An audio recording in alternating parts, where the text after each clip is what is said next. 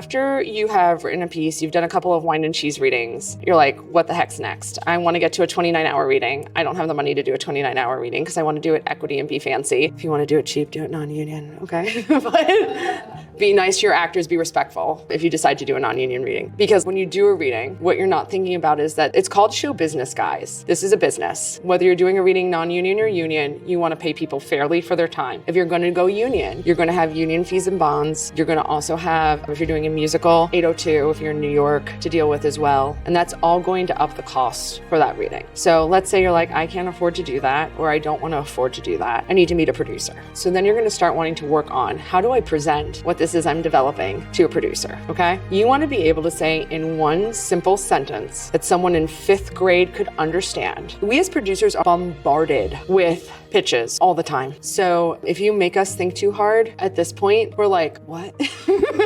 Was that English? So the more you can break it down in simple math, the easier it's gonna be. So what I say is you wanna take 2 products that are similar to the product you're developing, put them together in a sentence so I understand exactly what it is I'm gonna get. So for example, for Saw the Musical, the unauthorized parody of Saw. If you have not heard of it or saw us at First Look, what I tell other producers is I go, think of if Little Shop of Horrors and Avenue Q had a queer baby. That is Saw the Musical. And see how you're all nodding? You're like, I know exactly what I'm gonna get. You're like, all right, Little Shop of Horrors is a scary comedy horror musical, but Avenue Q is like raunchy and over the top, and there's some puppets. So you're like, there's gonna be a puppet, at least one, which there is. It's gonna have a lot of raunchiness, which it does. We have a couple Clutch Your Pearl numbers. I know if people make it through the song Filthy Things, they're strapped in and can handle the rest of it. And you know it's gonna be a horror subject, but it's gonna be a comedy. But I didn't just have to explain all that to you. I said it in one clear sentence.